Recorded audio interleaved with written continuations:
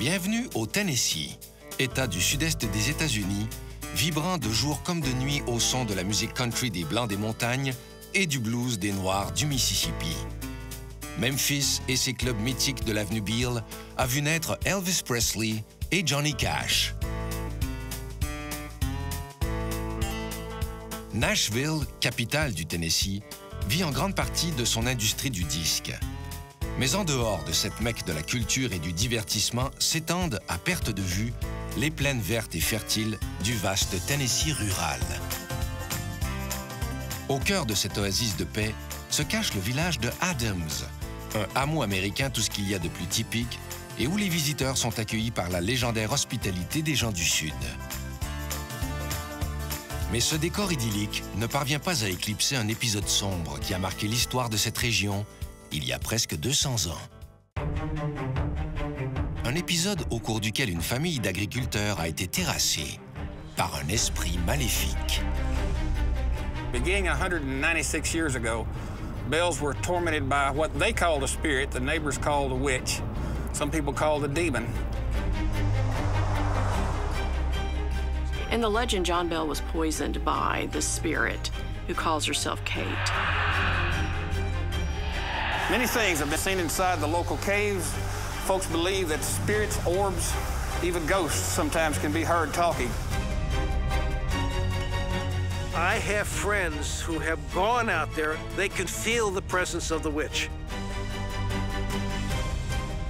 And when I went downstairs, I saw a ghost behind the stove.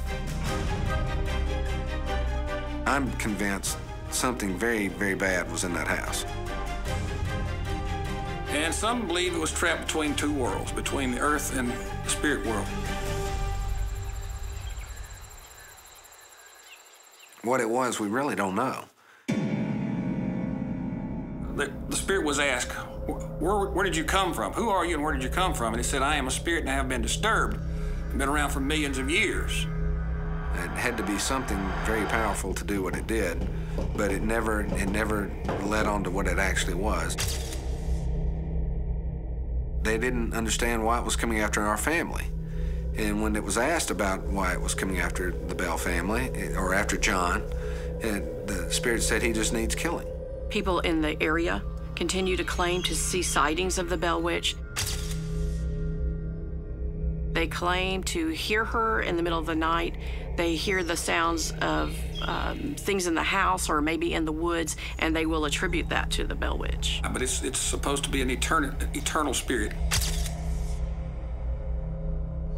And, you know, most people look at it as some kind of witch riding around on a broom, but that's not how it's ever described by the Bells. They always describe it as a voice or an entity, and they claim they could see from time to time. It exhibited itself as either an animal or a human being. Now, the neighbors always heard the voices, but many of them said they did not see the form, that it sometimes manifested according to legend. Well, you have your believers and you have your non-believers, and with that comes the extent of in both areas. You have some that are very hardcore. I don't believe in ghosts. I will not ever admit that there's a Bell Witch. And then you have the people who really believe that she existed and that she tormented this Bell family for years and that she continues to torment people in Robertson County as they visit Adams. Supposedly one of the sons of John Bell had served with Andrew Jackson. Andrew Jackson came back and had a confrontation with this entity. Andrew Jackson had a pleasant encounter with it, but it abused people that he was with, and he was quoted as saying he'd rather face the whole of the British Army as to face the Bell Witch again. Well, now it showed up as several different things in the story. It was like a turkey, a wolf, a little girl in a swing that when Betsy tried to talk to her, she disappeared. Ces récits chargés d'angoisse ont de quoi tourmenter les esprits sensibles. Depuis 2 siècles, le fantôme de la famille Bell fascine les adeptes de phénomènes paranormaux. Il hante les veillées autour du feu, des livres racontent son histoire, et même Hollywood s'y est intéressé. According to history, John Bell's death was attributed to a spirit, and it's the only person I know in the history of the United States whose death was attributed to a spirit.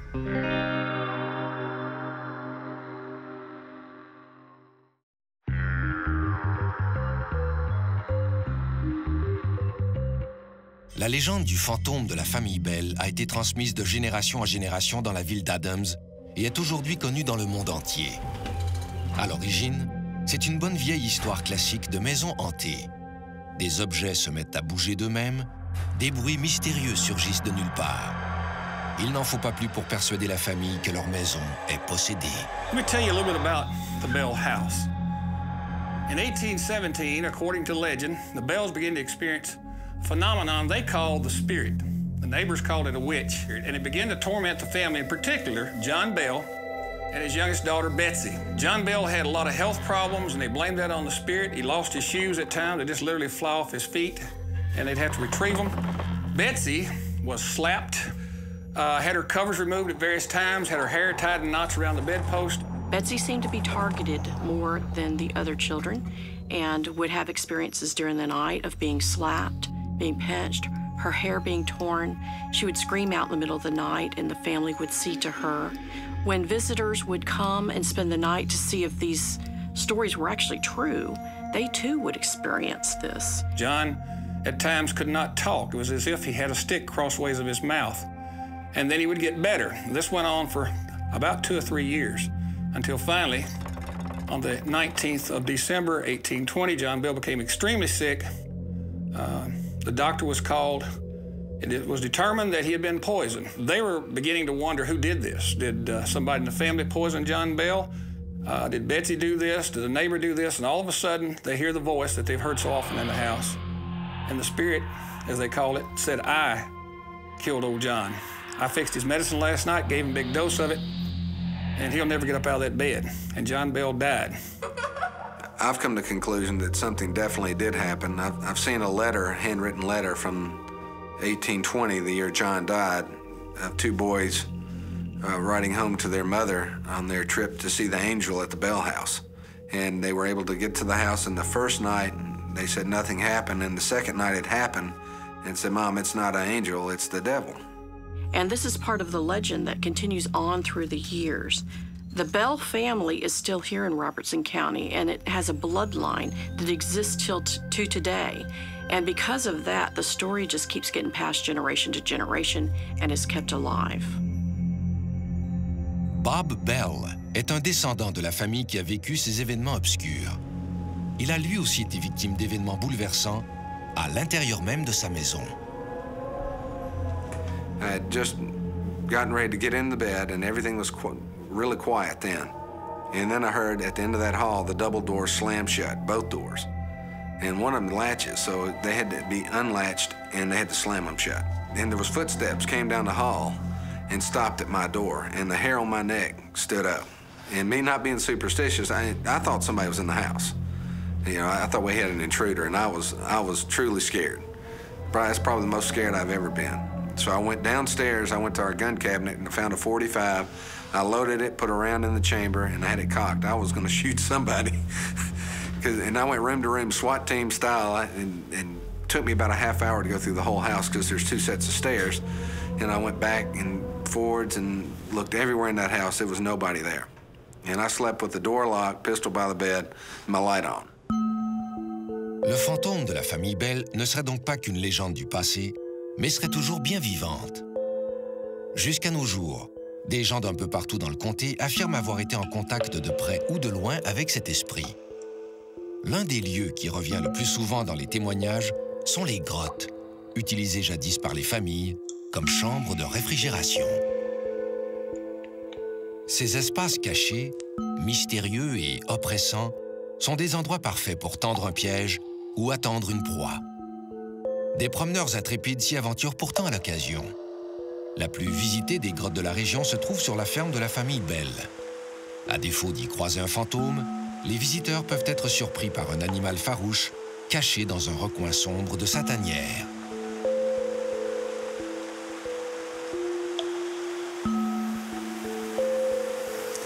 Many of our local ghost stories have begun in caves.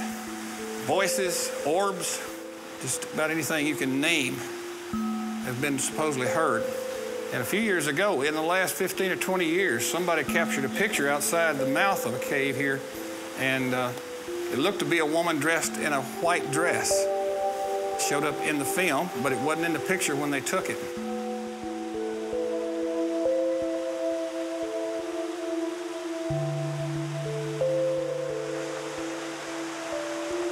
Betsy Bell and the Bell children often played in the cave that was on their farm. They claimed at times to have had something chasing them.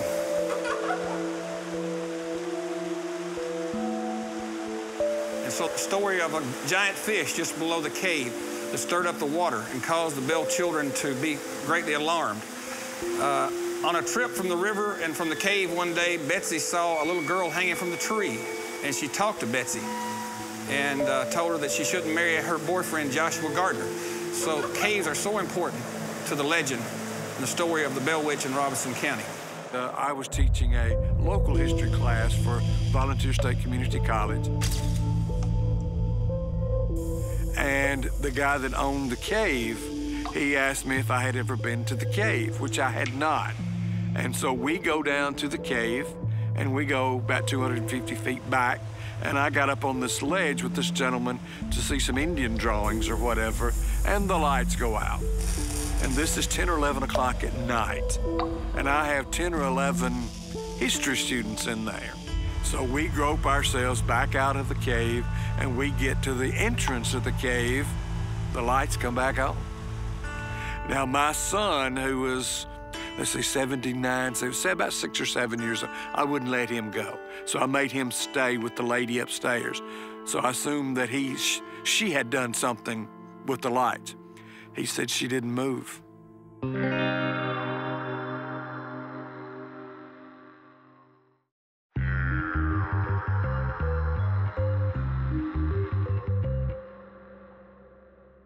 Une bonne partie des membres de la famille Bell reposent ici, dans le cimetière Bellwood, y compris la dépouille de John Bell. Ce lieu empreint d'une grande dignité est populaire auprès des touristes fascinés par l'histoire de la famille du fermier. Mais cette pierre tombale de John Bell n'est pas l'original. Il était de coutume, à une certaine époque dans cette région, d'enterrer les morts dans la forêt. Mais plusieurs stèles ont disparu. I was going to try to document where people lived at the time because so much of it is destroyed. Was trying to find one person, the grave. His name was Frank Miles, and in the story he plays a part as being a neighbor, and he and John Bell Jr. were close personal friends. I walked the countryside trying to find the gravesite. Couldn't do it. One morning about 3 o'clock, it was in July, I woke up, I'd had a dream. And I dreamed about a small grove of trees. And I couldn't get that away from my mind. I kept going right back to it. And about the middle of the morning, I thought, I know where that is. So I went in this place, and it's grown over with poison ivy and honeysuckle. So I cut all the vegetation away and scraped the dirt off of it, and I had on a glove, and so I rubbed it off, and it said Frank R. Miles.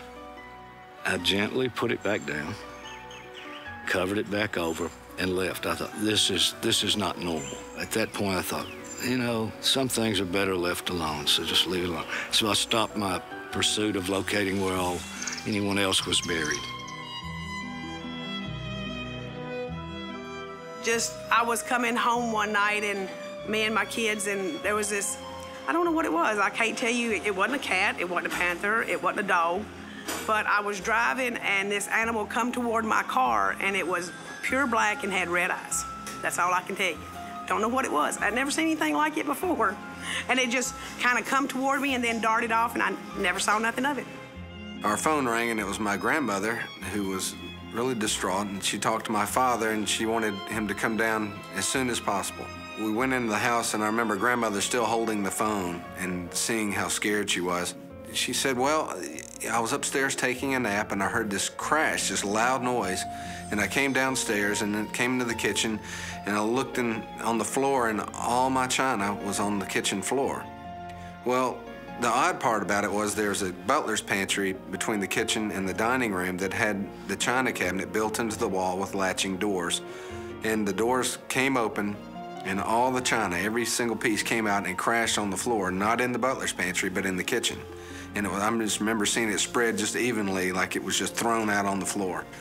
And not one piece was broken, and it was bone china. So it was, I have no explanation of how that happened or why it happened, but it was still unexplained by anybody today.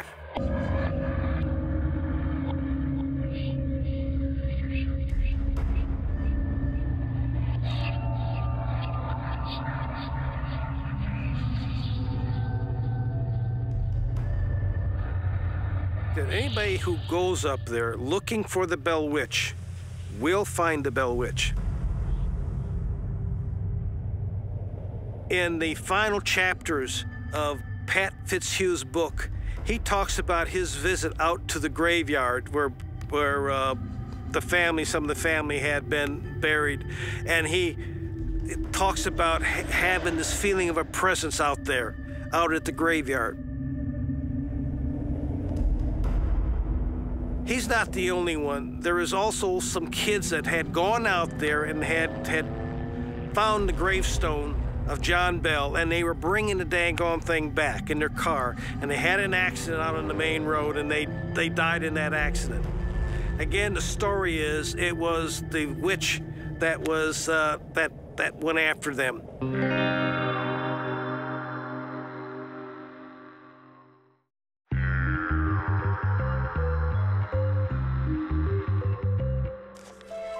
La légende du fantôme de la famille Bell a fait l'objet d'une vingtaine de livres et reste aujourd'hui le cas de maison hantée le plus documenté de l'histoire américaine. L'un des ouvrages les plus marquants a été écrit en 1894 par Martin Ingram, un journaliste du Tennessee. And about 3 years before he wrote the book, in the Nashville Banner, he did write a letter that anybody that knew anything on the subject of the Bell family or the Bell Witch to write him letters and testimonies. And he went around the entire countryside in Montgomery, Robertson, and Adams, all through that area, and got a lot of information and testimonies on people that had heard about the legend or actually even knew the Bells.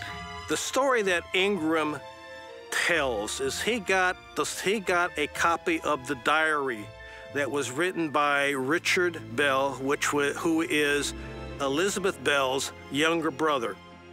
At the time that this event had occurred in Adams, Tennessee, Richard was about 6 to 7 years old. Richard then, 20 years later, sits down and decides he wants to write a diary. So he writes a diary, and he titled it My Family's Troubles. He gives his diary to his son. His son then, about 20 years later, brings this diary to Marvin Ingram with the stipulation that they could do nothing with the diary until all the family had died off. All the first-generation family had died off. The closest to the legend is in Ingram's book, because he interviewed people within the same era who were related to people who used to live in the time when the actual legend took place. A lot of folks really kind of consider the first book by Ingram kind of the Bell Witch Bible, if you will, and I don't know why. I know the Ingram book is older. Perhaps that's why. Ingram was a very good writer. He was a newspaper publisher, and he wrote in the style of his day, which was the 1890s. Sometimes a little bit prejudiced, but in general, he's a very good writer. Okay, and the book is basically filled on stories that happened to the Bell family, that they started hearing strange noises, and they started seeing strange animals, and John Bell would shoot at them, and nothing would happen, or they would run off. And it talks about John Bell later on being killed by the witch. Plusieurs autres ouvrages publiés par la suite ont contribué à nourrir la légende avec de nouveaux comptes rendus et déclarations entourant le présumé fantôme. Puis, des membres de la famille ont apporté un éclairage plus intime sur l'histoire de leur ancêtre. Le docteur Charles Bailey Bell, petit-fils du célèbre fermier, raconte dans un livre publié en 1934 que son grand-père a déserté la Caroline du Nord pour venir s'installer au Tennessee. People like the Bell family who were farmers, they began to move into this area because of the land and the fertilization of the land. We're almost certain that they did raise tobacco. There was a church that was established in North Carolina, and it moved here, and primarily all the people that was in that church came here with the church. And John Bell was a member of Red River Baptist Church, and he was excommunicated, which I didn't know the Baptists did, but he was, and he was kicked out of the church for a term called usury. John Bell était un homme fortuné. Et il semble que sa façon de faire des affaires avec ses nouveaux voisins soit à l'origine des problèmes qui ont suivi. They were a prominent family in North Carolina when they moved in here.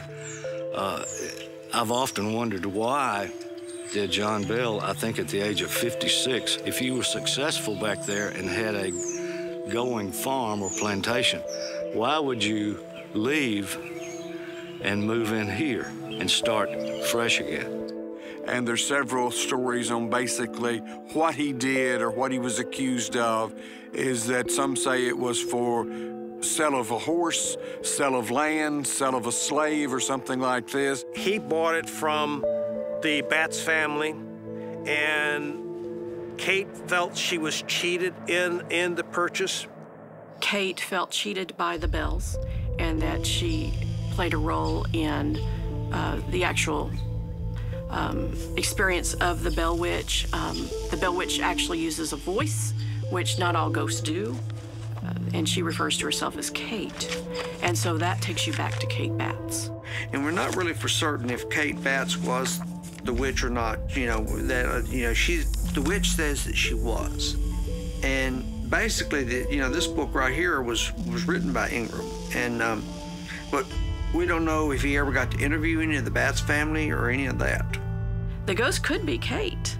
It could be Kate because this is the person that had an antagonistic relationship with John Bell.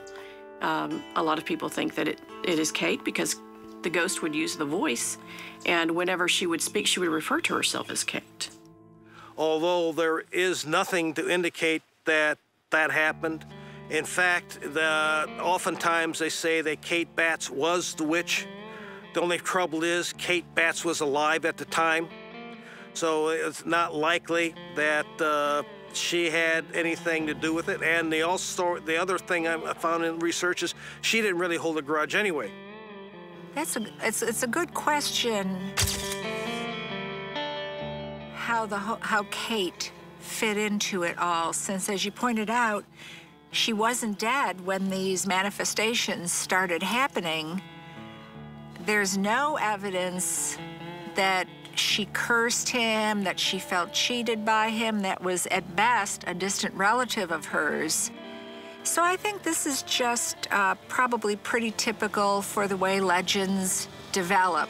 Back then, I think superstition probably played a very important role, is that in the early escorts of man or escapades of man, is that if you can't explain it, it must be something we've done to upset God. So therefore, we won't do that anymore if we can find out what it was we didn't do to begin with.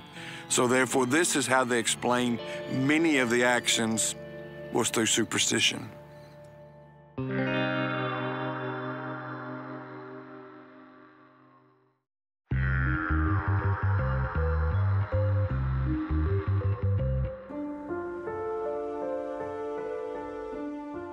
La légende du fantôme de la famille Bell est un terreau fertile pour les artistes de la scène. Chaque année, à l'automne, quelques-uns des meilleurs comédiens du Tennessee font revivre la plus troublante histoire de maisons hantées des États-Unis. Frisson garanti. And for the play, it's wonderful.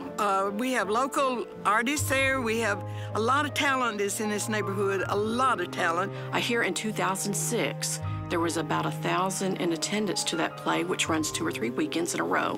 And this past year, in 2012, there was 1,600 who visited, so it's really increased. They changed the story up from year to year. They have different characters in it, different cast members, and they'll try to focus on different aspects of the legend. And usually involves at least some of the Bell family, and occasionally they'll have a Bats family related to the Bats in the play. But it's so good. They're so professional.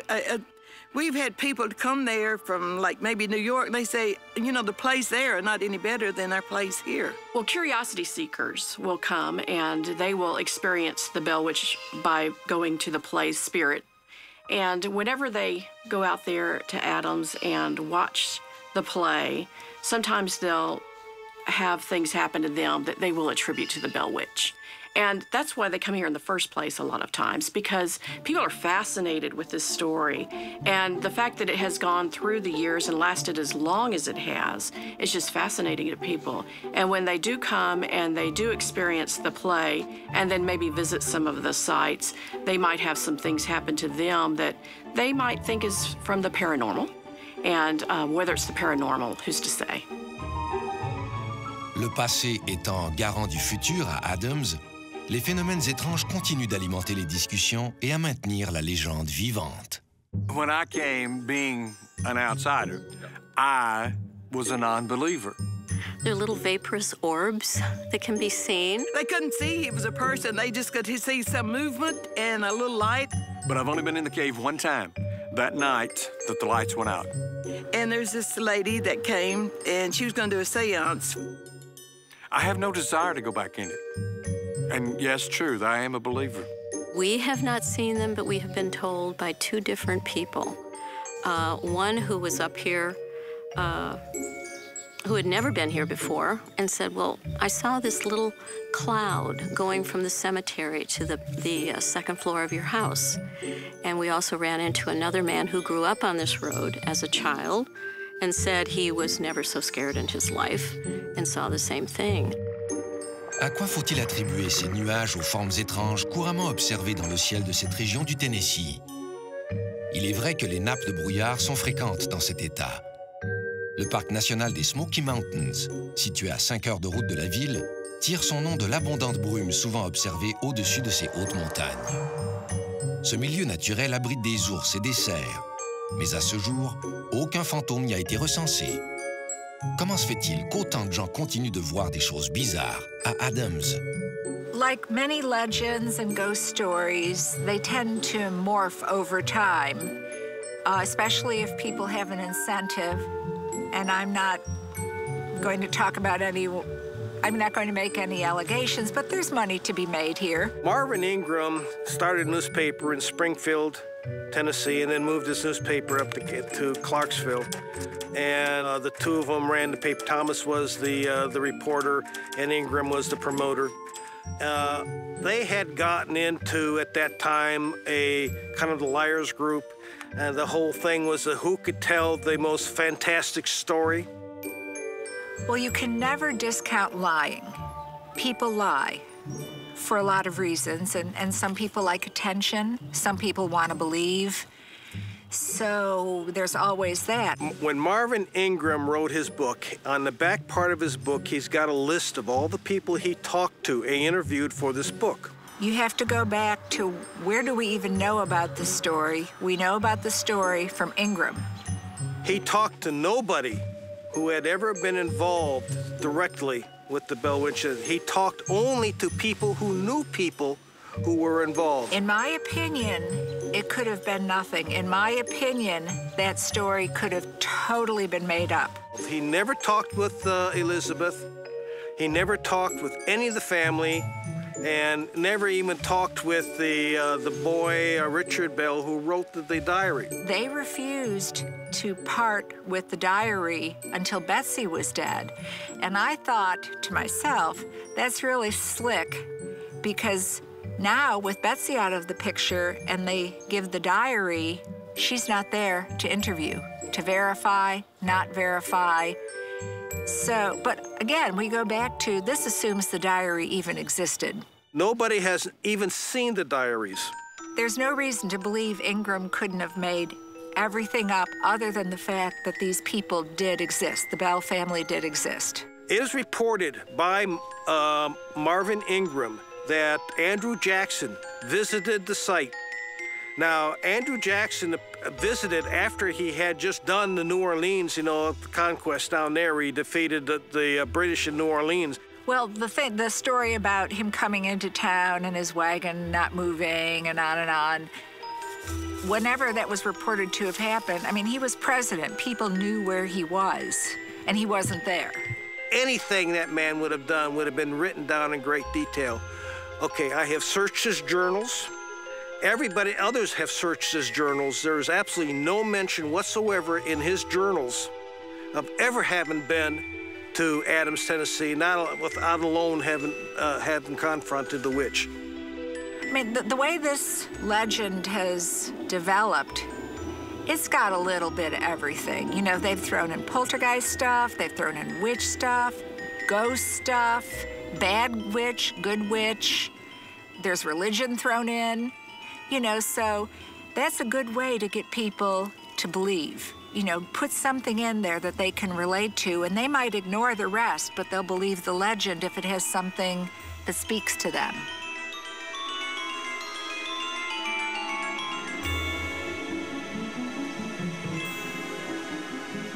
Kids all around Robertson County and Middle Tennessee hear about the Bell Witch as they grow up. And not only do they hear it from family and friends when they're younger, but when they do enter the school system, sometimes it will be interjected into their curriculum. What I would do is I would write something on a piece of paper, as inane as it is or something like this, and the rule of the game is that the first person in this class row read it and tried to memorize it. And then I took the piece of paper, and then the rules of the game is you turn around and you tell the person behind you exactly what you read. And that went all the way around the room until the last person. Now, that last person's job was to come up and write on the board exactly what they heard. It never, ever started out or ended up the same. So therefore, I said, okay, now we have established the rules for telling the Bell Witch stories. Well, found footage is a well-known technique in fiction. It's used in literature. It's used a lot in sci-fi.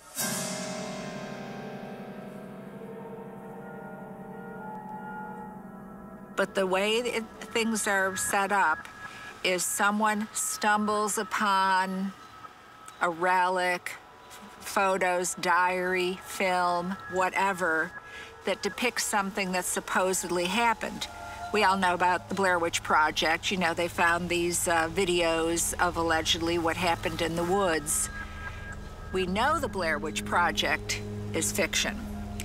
But what we've got here is the diary is kind of the found footage. Of course, they didn't have videos back then. So we've got Ingram, who allegedly has this source that isn't even that good, but that's another topic. But unlike the Blair Witch Project, he doesn't even have the diary. Tout le monde a entendu au moins une fois dans sa vie une vraie histoire de fantôme ou de phénomène paranormal. On peut être plus ou moins sceptique devant certains faits plus ou moins plausibles. Dans ce cas-ci, qui peut vraiment certifier ce qui s'est passé il y a 200 ans dans ce village paisible du Tennessee? Et d'abord, quel peut être le déclencheur d'une telle légende? Bo was in the Bell Witch Cave, which sometimes it's open to the public and sometimes it isn't. And sometimes around Halloween, they used to say that they would have people to come and they'd have things happening, you know, to excite people. So one time, Bo was there. He's a friend of the owner, and he was there taking some pictures back in the cave.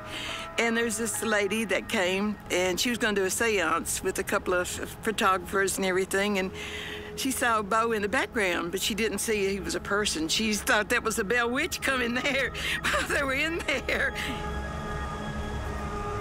Bo stood back and laughed because he knew that he didn't want to tell them that it was just him. He didn't want to burst their bubble. One night I was staying with my grandmother. I was very young, 4 at most. And in my mind, I woke up and just felt like I had to go downstairs in the middle of the night. And when I went downstairs, I saw a ghost behind the stove. And even as a young child, I didn't think it was a ghost. It just didn't even make sense to me. I thought, well, that's the boy across the street. He snuck into the house and he's trying to scare me. So I started crying and ran up and got my grandmother, and she came down, and of course the ghost wasn't there anymore. And I remember having my head in her lap, crying, and her soothing me and telling me it was just a nightmare. And then the way I remember it, we went back upstairs and I laid in bed and I couldn't help but keep thinking about it. And I went down again and it was there again. Now, why did that happen?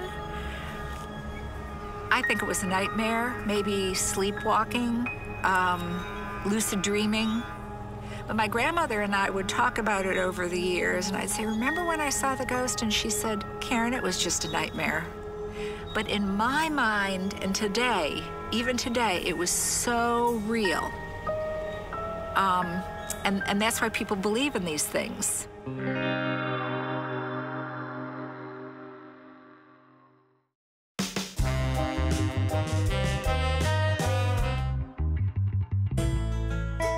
Les gens viennent de partout se faire leur propre idée à propos de la légende du fantôme de la famille Bell. En cherchant le spectre de l'esprit maléfique dans les recoins de la petite ville d'Adams, ils découvrent un charme et une hospitalité qui, eux, sont bien réels. When you come to Adams, there's a lot to see and do for a small town.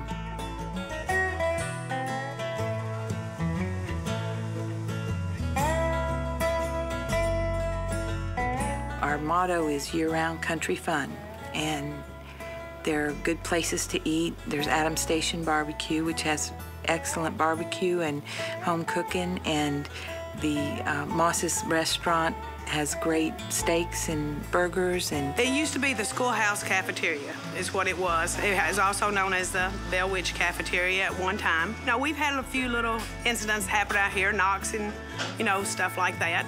We got a little thing up there we stubbed our tickets on. It come flying across the room, and nobody was near it. But, you know, we just told her, you know, Kate, go away, we're busy, we don't have time to fool with you, so, you know.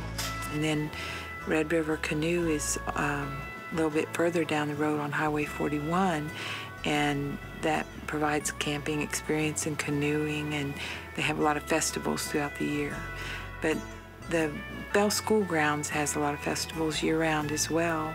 We have the Thresherman Show in July, and that's been going on for about 43 years now, every year. And they have gentlemen that have an old-fashioned wheat thresher and a sawmill, a blacksmith shop, and other antique tractors that actually perform the craft there. They also have tractor pulls and other activities, but it's neat to see the way these craftsmen operate, you know, back then.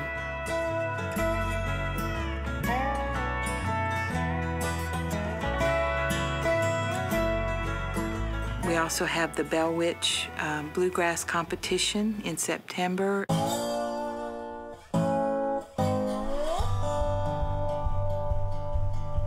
Square dancing and bluegrass music and picking and grinning all over the grounds. And we end the year with the Spirit Play in October during Halloween, which tells the story of the Bell family and the Bell Witch.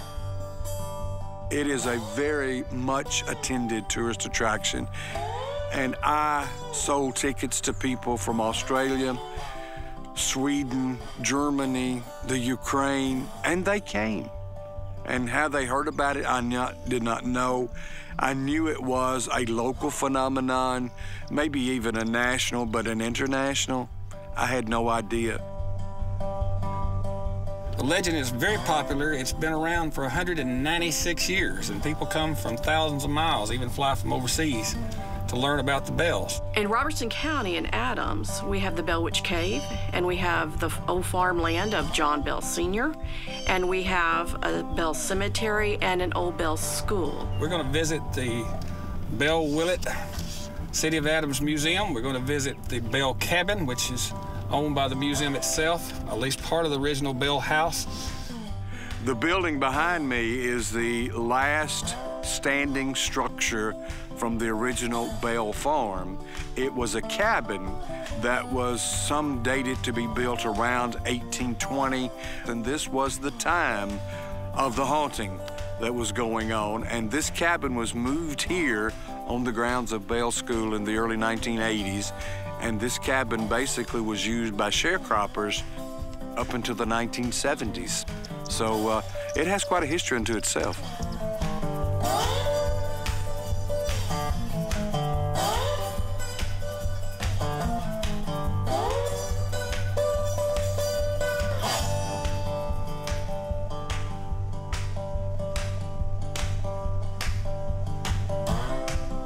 This is the place you would come to find out more about the Bell family and their spirit.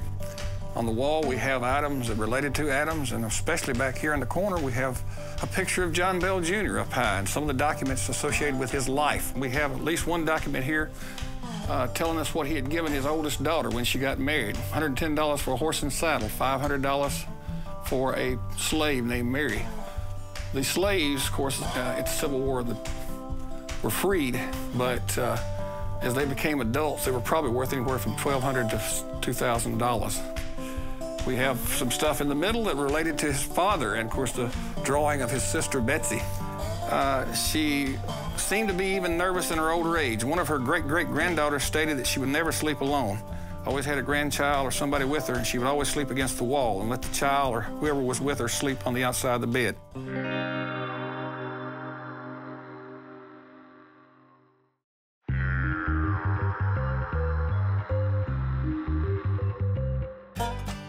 La ville d'Adams, qui tire son nom de la gare de train construite en 1859, a toujours été un arrêt de prédilection pour les esprits aventureux. Des vestiges de l'époque de la colonisation témoignent de l'histoire des riches plantations qui ont attiré ici des familles comme celle de John Bell. Mais le célèbre fantôme est ce qui continue d'attirer le plus de touristes. Well, even before the movie became famous, it was the stories, the folklore stories. Anytime a folklore booklet comes out or a new production comes out, whether it's a movie or a TV show, people will flock to Adams. They'll come to Robertson County to see if they can be a part of the Bell Witch experience. A lot of them are curious if she actually exists, and they will roam around the town and visit City Hall and find directions to some of the places that are prominent in the legend, and they will try to experience it for themselves. I moved here in 1969, and basically I love the rural setting. That's where I basically came from, and that although the area has grown, we try to keep our rural setting, and you know, we will fight, I will fight basically any attempts to modernize it any more than it is. Well, we have a great little town here, and it's a lot like Mayberry. It's a small town feel, and the people that are in leadership in the past had a lot of foresight in the way they planned things and tried to bring people here. And so now it's one of the biggest tourism draws in the county.